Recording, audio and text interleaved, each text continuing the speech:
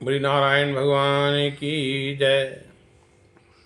कार्तिक मास में सप्तमी और अष्टमी तिथि को व्रत रखा जाता है अहोई होई माता का। किसके लिए? संतान के लिए। तो आप लोगों के विशेष अनुरोध पर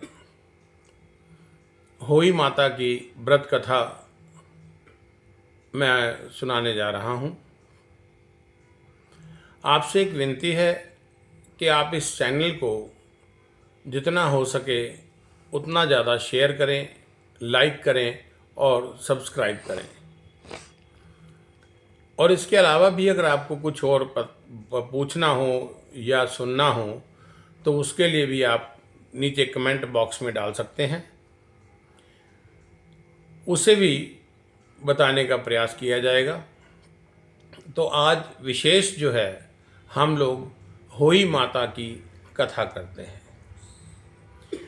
गजाननं भूतगणादिसेवितं कपित्थजम्बूफलचारुभक्षणम् उमासुतं शोकविनाशकारकं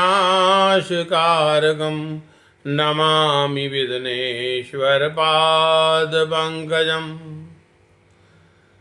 होई माता की कथा। एक साहूकार था जिसके 7 बेटे और 7 बहुएं थी और एक बेटी थी। सब कोई मिट्टी खोदते समय ननद के हाथ में एक स्याऊ का बच्चा मर गया। स्याऊ माता बोली कि मैं तेरी कोख बांधूंगी। तो ननद ने अपनी सारी भाभियों से कहा, लेकिन ननद के बदले में अपनी कोख बंधवाने के लिए 6 भाभियों ने मना कर दिया।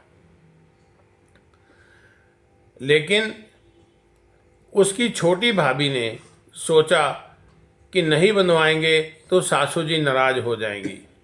तो छोटी भाभी ने अपनी कोख बंधवा ली। अब उसका जो बच्चा होता सो वह हुई 7 दिन के बाद मृत्यु को प्राप्त हो जाता।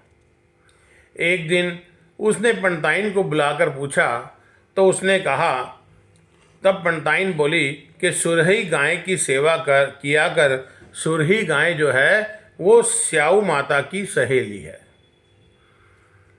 अब वह सुबह सुबह उठ करके सुरही गाय का सारा काम कर देती। गोबर उठाना, सफाई करना, चारा डालना, वो सुबह ही सब काम कर जाती। अब गौ माता बोली कि आजकल कौन मेरी इतनी सेवा करता है,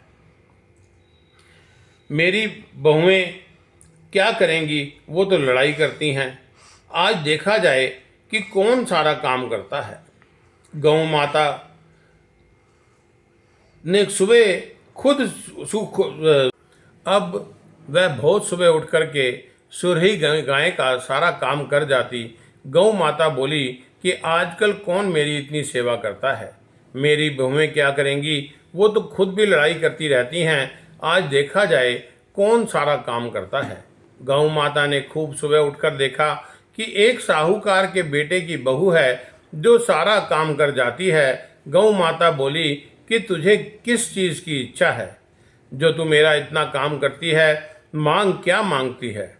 तब साहूकार की बहू बोली कि मुझे वचन दो। गौ माता ने उसे वचन दिया। तब साहूकार की बहू बोली कि स्याऊ माता तुम्हारी सहेली है और स्याऊ माता के पास मेरी कोख बंधी हुई है, उसने मेरी कोख छुड़वा दो। फिर गौ माता उसे 7 समुद्र पार अपनी सहेली के पास ले जाने लगी। तो रास्ते में धूप थी, इसलिए वह एक पेड़ के नीचे बैठ गई। थोड़ी देर में सांप आया। पेड़ पर गरुड़ पखानी आई, आकर के साहूकार के बेटे की बहू को चोंच मारने लगी। तो साहूकारनी बोली कि मैंने तेरा बच्चा नहीं मारा, सांप तेरे बच्चे को मार रहा था, मैंने तो तेरे बच्चे को छिपाया है। तब गरुड़ पखनी बोली, मांग क्या मांगती है। वह बोली कि 7 समुद्र पार स्याऊ माता रहती है, हमें तुम उनके पास पहुंचा दो। गरुड़ पखनी ने अपनी पीठ पर बैठाकर दोनों जनों को स्याऊ माता के पास पहुंचा दिया। स्याऊ माता बोली कि आ बहन बहुत दिनों बाद आई है। और स्याऊ माता बोली कि मेरे सिर में बहुत जूं हो गई हैं। तो गौ माता बोली कि मेरे साथ जो है इससे जूं निकलवा लो। वो साहूकार की बहू ने उसकी सारी जूं निकाल दी। स्याऊ माता बोली कि तुमने मेरी बहुत भलाई की। तेरे 7 बेटे हैं, 7 बहू हों। बहू बोली कि मेरा तो एक भी बेटा नहीं है, 7 बेटे कहाँ से होंगे। स्याऊ माता बोली क्यों नहीं होंगे। तब वह बोली कि मुझे वचन दो। तो स्याऊ माता बोली वचन वचन उगतो धोबी कुंड पर कंकरी हो। जब साहूकार की बहू बोली कि मेरी कोख तो तुम्हारे पास बंधी हुई है, तब स्याऊ माता ने कहा कि तूने तो मुझे बहुत ठगा है। मैं तेरी कोख खोलती तो नहीं, लेकिन अब खोलनी पड़ेगी। जा, तेरे घर में तुझे 7 बेटे बहू मिलेंगी। तू 7 उजमन करिए, 7 होई माता, 7 मांडियो, 7 कढ़ाई कराइयो। वह घर गई, देखा कि वहाँ 7 बेटे बहू बैठे हैं। बहुत धन हो गया है। उसके 7 हुई मांडी, कोई दीवान पर, कोई मटके पर, कोई कहीं। 7 उजमन करे और 7 कढ़ाई करी। उधर सारी दौड़ जिठानी कहने लगे कि जल्दी जल्दी चौका पूज कर लो, नहीं तो सब कोई रोने लग जाएंगे। थोड़ी देर में उन्होंने अपने बेटे से कहा कि देख कर आओ कि आज वह रोई क्यों नहीं। वह देख कर के आकर बोली कि चाची तो होई मान रही है, खूब उजमन हो रहा है।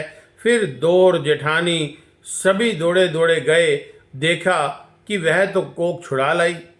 वह सब बोली कि तुमने कोख कैसे छुड़ाई। वह बोली कि मैंने तो कोख बंधाई ही नहीं थी, लेकिन स्याऊ के बच्चे के मरने से कोख बंध गई।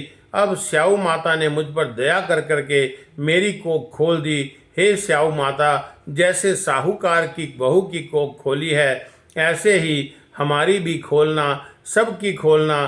कहते सुनते हुंकारा भरते का अपने सारे परिवार की कोख खोलना। बोलिए गजानन भगवान की जय।